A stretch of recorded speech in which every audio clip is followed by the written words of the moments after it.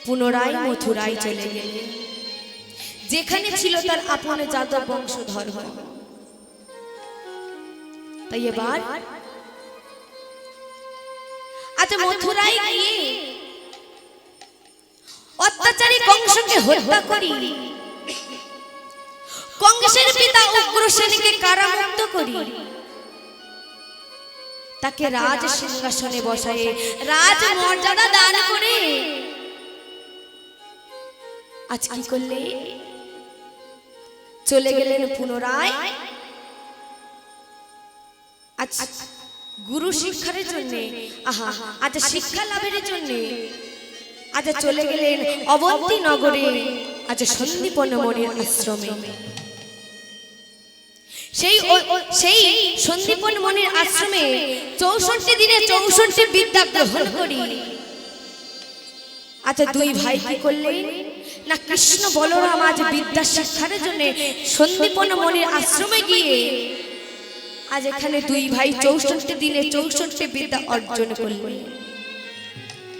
আজ যখন এই 64 বিদ্যা অর্জন করে নিল,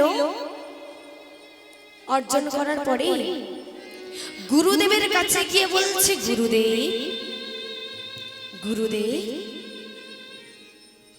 দেখো আমি তো তোমাদের কৃপায় আমি 64 দিনে 64 বিদ্যা আমি অর্জন করেছি। তাই গুরুদেব যে শিক্ষা আমি অর্জন করেছি, যে শিক্ষা আমি তোমার থেকে আমি গ্রহণ করেছি, আমি সেই শিক্ষার উচিত মূল্য দেব, সেই শিক্ষার আমি উচিত মূল্য দেব।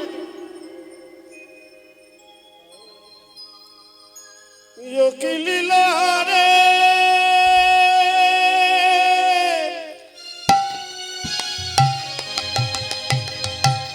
একই লীলা রে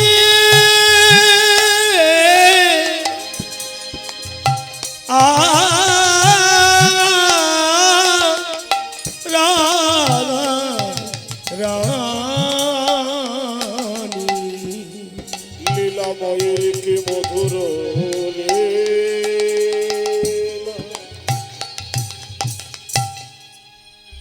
আজ গুরুদেবের কাছে গিয়ে বলেছে, গুরুদেব আজকে আমি যে শিক্ষা গ্রহণ করেছি সেই শিক্ষার আজকে আমি উচিত মূল্য দেব। তাই কি করলে? গুরুদেবকে করজোড়ে বললেন, গুরুদেব তোমার কি গুরু দক্ষিণা নেওয়ার আছে আমাকে বলো, আমি সেই বস্তু আমি তোমার চরণে গুরু দক্ষিণা দেব। আজ সন্দীপন মণি বললে, কৃষ্ণ ওরে বাবা তুই আমাকে গুরু দক্ষিণা দিবি বাবা, কিন্তু কি জানিস আমার তো এসব কিছু প্রয়োজন নেই, আমার গুরু দক্ষিণা লাগবে না,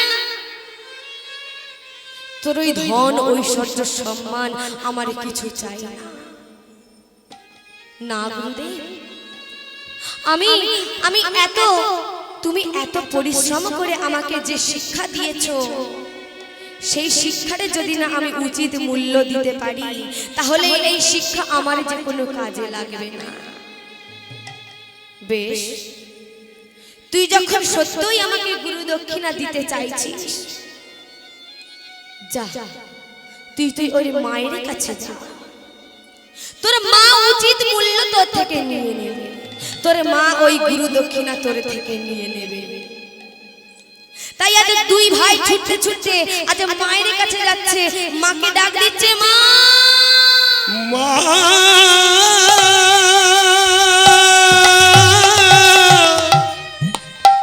মাগো জননী আমার, ওগো মা জননী আমার, ওগো জননী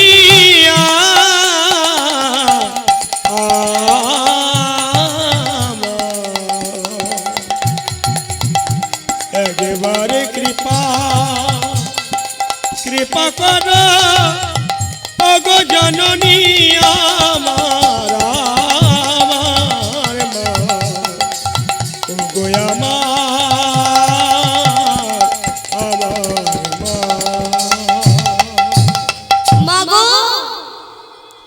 ঘরে আছো মা?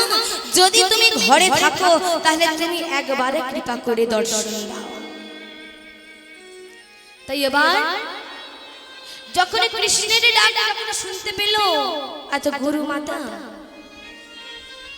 তখন গুরু মা আজকে বাহিরে বেরিয়ে এসে আজ কৃষ্ণের কাছে গিয়ে বলছে, ওরে কৃষ্ণ তুই এমন করে ডাকছিস কেন বাবা, বল কি হয়েছে? মাগো মাগো, আমি তো তোমাদের কৃপায় এই 64 দিনে 64 বিদ্যা আমি অর্জন করেছি, কিন্তু আমি গুরুদেবকে বললাম, গুরুদেব আমি এই শিক্ষার উচিত মূল্য দেব, আমি গুরু দক্ষিণা দেব। তাই গুরুদেব তো আমার থেকে কিছু নিল না। তাই মা তুমি একমাত্র তুমি পারো আমার থেকে এই গুরু দক্ষিণা নিতে।